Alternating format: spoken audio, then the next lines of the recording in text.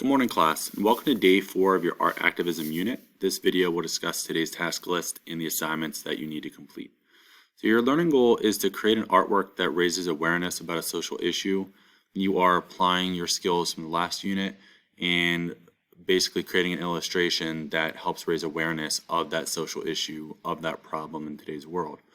And then your central question is, how does collaboration expand the creative process? And collaboration refers to working together with someone else. And when you're working together with someone else to come up with an idea or a topic or a concept for an artwork, you're getting other insight from another person. You're gaining their perspective, their opinions, and when you mesh your opinions together, it'll create a different artwork than you would have created on your own. And you also have a second person, if not two people or more, to help physically produce the artwork as well if you were all working on it.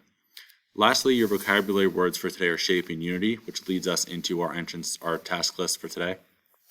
Your first task is to watch the shape and unity video to help with today's entrance ticket. Please make sure that you watch that video so you have all the answers to complete your entrance ticket.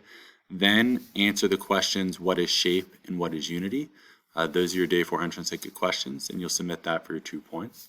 Once you've done the first 2 tasks, you will then just continue to work on your final drawing of your art activism project and just continue to build upon your image and clearly express your social issue in your art.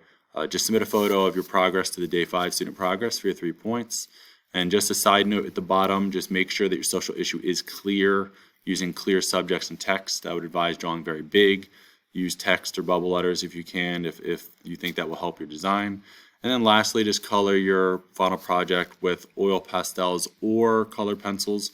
I think I was inconsistent in some of the previous directions, so it can be oil pastels or colored pencils. I'll give you that option. All right, guys, let me know if you have any questions. Otherwise, I will see you shortly in the Shape and Unity video. All right, see you guys soon.